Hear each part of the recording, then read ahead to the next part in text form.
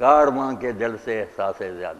اب اگر وہ حسینی مشن کی بات ہم کرتے ہیں نا کہ مسلمان غیر اسلامی قانون کے سامنے سر نہیں جھکا سکتے، اس کو یا تبدیل کرے یا اس علاقے میں نہیں تو کسی پہاڑ میں جا کر رہ.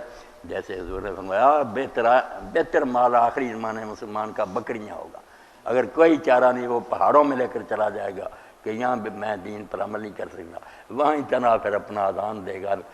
یعنی غیرت اسلامی جو ہے نا جب مر جاتی ہے آدمی مطمئن ہو کر رہتا کہ نہیں ٹھیک ہی ہے اور نماز ہم پڑھ رہے. تو یہی رونا انہوں نے رویا کہ آہستہ آہستہ سٹیج بائی سٹیج نا پہلے لاچاری پھر جواز پھر مستحسن پھر اس کی تبلیغ الٹا شروع کر دے کہ یہ کام تو ہونے چاہیے. توبہ کہتے ہیں ایمانی غیرت تو زندہ ہونی چاہیے. اقبال نے چغتائی صاحب یہی کہنا تھا جو ناخوب بتدریج وہی خوب. جو بری چیزیں تھیں آہستہ آہستہ غلامی میں آ کر وہ ساری اچھی بن گئی. توبہ ایسا دور بھی تھا طارق آپ بھی بیٹھے کھا رہے اگر کوئی ننگے سر گلیوں میں سے گزر جاتا بڑے بزرگ چھتر مارتے تھے. ہاں کہتے ہاں یہ بچیوں سے ننگے سر، اب ننگے سر سے بھی کام آگے نہیں خود عورتیں ہی ننگی ہوگی.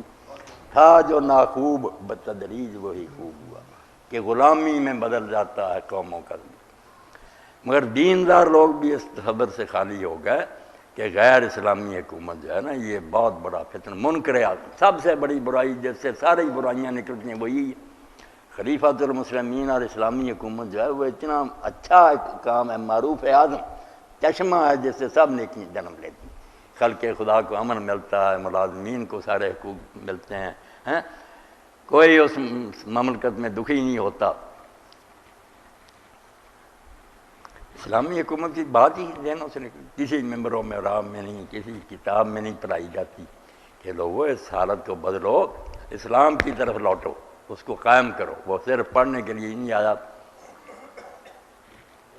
کل ہی تقریب تھی یہ دائرہ رقم میں، وہ قاسمی صاحب مجھے لے گئے، بچوں کو قرآن حفظ کرنے پر سندیں دی، قرآن مجید دیے. مجھے بھی انہوں نے کہا آپ بھی کچھ کہیں. میں نے کہا بیٹا آپ بھی سنائیے، اساتذہ بھی، میں بھی مخاطب ہوں. اللہ کے رسول نے ایک فقرے میں قرآن کا بیان کر دیا، القرآن حجت لک علیک. ایک جملہ کہ قرآن یا تیرے حق میں گواہ ہوگا یا یہی دستاویز تیرے خلاف پیش ہو جائے گی. اگر تو عمل کرے گا یہی تیری نجات کے لیے سفارشی بن کر کھڑا ہوگا، اور اگر تو نے اس کو پڑھا سنا عمل نہیں کیا یہی تجھے سزا دلوانے کے لیے کافی ہوگا. کہ کیا بہانہ ہے اس کا، سب کو جانتا تھا پھر نہیں اس نے. القرآن حجت لک علیک، وہ پوزیشن ہی بدل دی، لکا یا تیرے لیے ہے یہ حجت، علیک یا تیرے خلاف.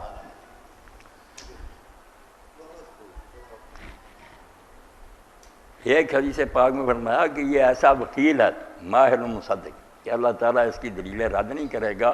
یہ جب اپنے عمل کرنے والے کی طرف سے جھگڑا کرے گا نا اللہ مانے گا کہ تو میری کتاب ہے تو اس پر عمل کیا، اور شاف و مصف سفارش کرے گا تو مانی جائے گی. مگر ساتھ ہی فرمایا من جعلہ امامہ، جس نے اس کو اپنے آگے آگے رکھا، قرآن آگے چل رہا ہے یہ پیچھے چل رہا ہے، قادہ الی الجنہ، یہ اس کو چلاتا چلاتا رہنمائی کا جنت میں لے جائے گا.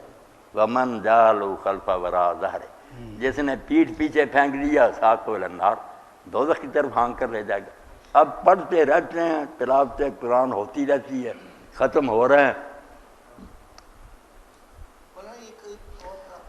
وہ علامہ اقبال والی بات کہ اب قرآن کی زیادہ ضرورت مردے کے لیے ہے کہ جب مر جاتا نا اکٹھے کرو، حافظ بٹھا دو. قرآن زندہ جو تھا باتیں تو اس سے قرآن کرتا تھا، اب مردے کو اس نے کیا کہنا، مردہ جو کر گیا بھگتے گا.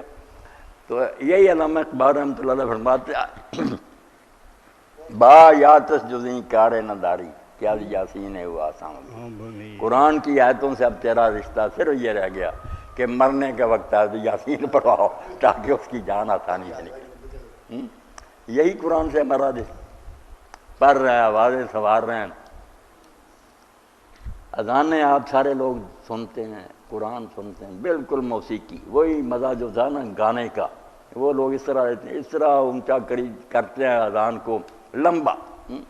بڑے بڑے نیک لوگ کہتے تھے کہ یار اتنی مد ہے،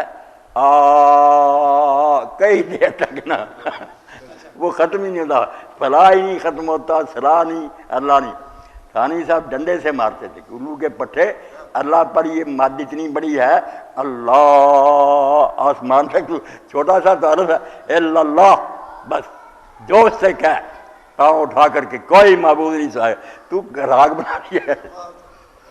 ہر شے ہماری نہ تباہ ہو کے رہ گئی مگر احساس کوئی نہیں۔